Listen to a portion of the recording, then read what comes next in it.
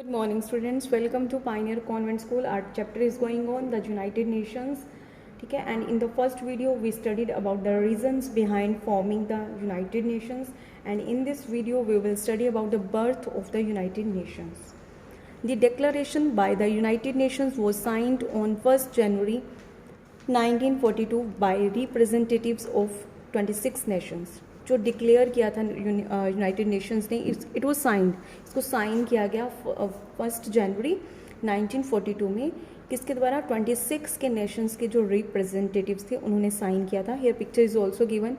ठीक है, the name United Nations was officially use for the first time in this declaration. तो इस डेक्लारेशन में 1 जनवरी 1942 में बात कर रहे हैं हम, तो ऑफिशियली यूनाइटेड नेशंस का जो नेम है वो दैट वाज यूज़ किया गया. On 26 June 1945 the United Nations charter होते हैं rules and regulations was signed by 50 countries in San Francisco, the United Nations of United States of America. Means USA में San Francisco में 50 countries ने charter sign किया था जिसमें rules regulations थे. कितनी कंट्रीज़? 50. कब किया ये sign? 26 June 1945. These countries became the original member along with the Poland which signed the charter later, taking the member count to 51. पहले 50 मेंबर्स थे, बट जो पोलैंड कंट्री है उसने लेटर साइन किया तो टोटल हो गई 51. ठीक है, तो ये सारी ओरिजिनल मेंबर्स थे जिन्होंने इसमें पार्टिसिपेट किया. तो अब आप समझ सकते हो अब कितनी मेंबर्स की काउंटिंग होगी? 51. The United Nations organization officially came into existence on 24 October 1945.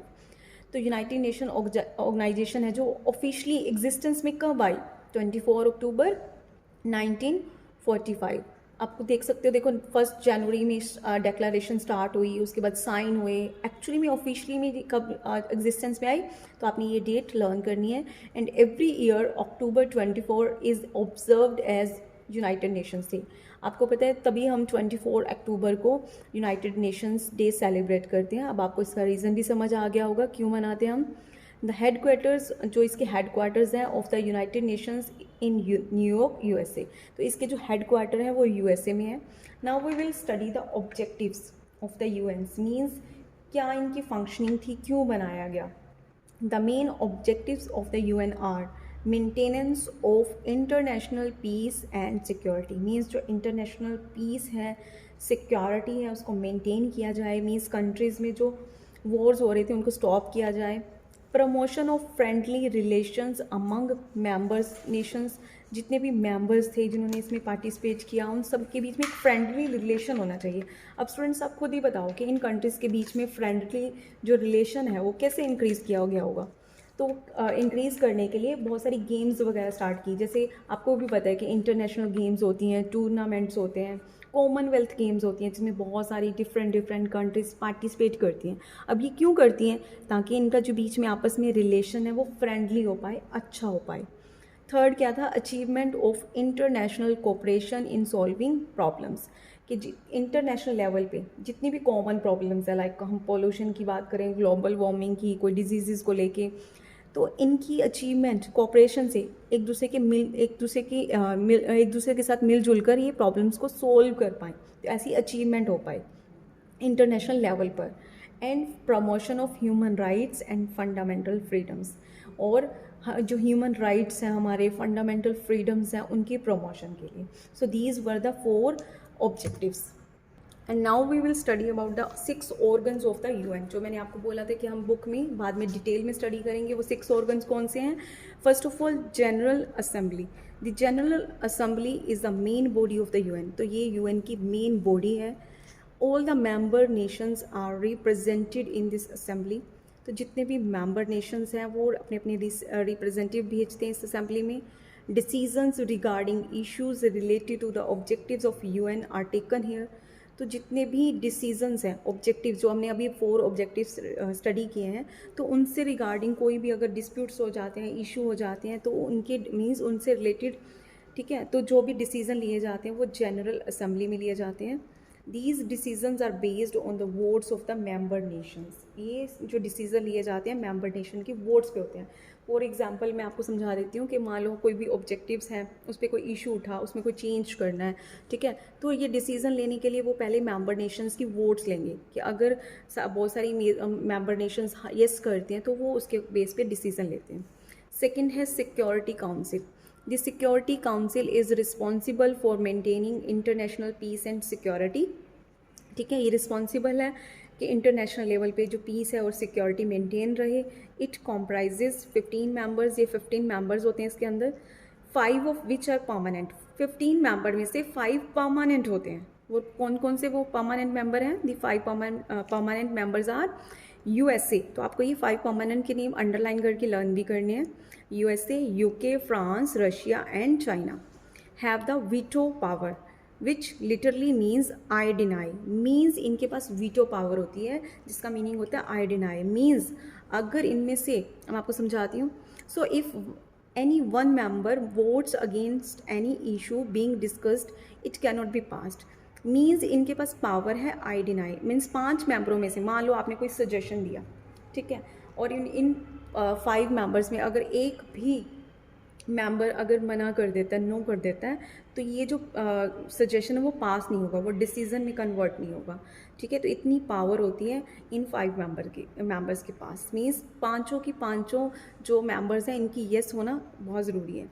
The non permanent कौन से हो गए? मीन्स जो 10 मेंबर्स रह गए, are elected by the general assembly. इसको जनरल जो असेंबली है वो इलेक्ट करती है for the term of 2 years, 2 years के लिए। उसके बाद उनको रिमूव कर दिया जाता है और नए मेंबर्स चूज़ किए जाते हैं। आगे नेक्स्ट है, थर्ड है हमारा सेक्रेटेरिएट। सेक्रेटेरिएट कैरीज क्या करती है? ऑपरेट करती है out day to day work of UN. जो यूएन का जो डे टू डे वर्क है तो उसको ऑपरेट करती है। It includes 10 of thousands of international UN staff members होते हैं इसके इतने। This secretariat is the headed by secretary general. इसका जो हेड होता है वो सेक्रेटरी जनरल होता है, जिसको अपॉइंट किया जाता है बाय जनरल असेंबली। तो जनरल असेंबली ही इसे इलेक्ट करती है, किसको? इसके हेड को, ठीक है, for a term of 5 years, 5 years के लिए, on the recommendation of security council. Means आगे जनरल असेंबली भी सिक्योरिटी काउंसिल की रिकमेंडेशन पर ही इसको क्या करते हैं? मीन्स अप्रूव करते हैं सेक्रेटरी जनरल को। फोर्थ है हमारा international court of justice. The international court of justice situated in the होग, द नीदरलैंड्स, जो कि नीदरलैंड्स में is the main judicial organ of the UN. UN का मेन जुडिशियल ऑर्गन है। इट हैज़ 15 जजेस। इसके अंदर 15 जजेस होते हैं, इलेक्टेड फॉर अ पीरियड, जिनको इलेक्ट किया जाता है फॉर 9 ईयर्स, ठीक है। It settles disputes between countries. आपको भी पता है कोर्ट्स का काम क्या होता है। तो ये जो इंटरनेशनल कोर्ट ऑफ जस्टिस है, इसका जो फंक्शन है कि जो डिस्प्यूट्स होते हैं कंट्रीज़ के बीच में, उनको एडवाइस देना on international law and safe guards human rights, और जो मानविक जो अधिकार है उनकी रक्षा करना। एंड नेक्स्ट है हमारा economic and social council. The economic and social council of the UN deals with economic, social and environmental issues and other development goals. तो जो हमारा इकोनॉमिक और सोशल काउंसिल है वो यूएन का, वो डील करता है कोई भी इकोनॉमिक, सोशल या इन्वायरमेंट इशू होते हैं उस, ठीक है, और उसकी गोल्स को डेवलप करना। It has 54 members elected by general assembly for a period of 3 years. अब आप देख सकते हो कि जनरल असेंबली ही मोस्टली इलेक्ट करती है, तो यहाँ भी कौन इलेक्ट करती है? General assembly. तो टाइम पीरियड क्या है? 3 ईयर्स। तो सब में किसने इलेक्ट किया, कितने मेंबर्स है, कितना टाइम पीरियड है, that you have to underline and you have to learn.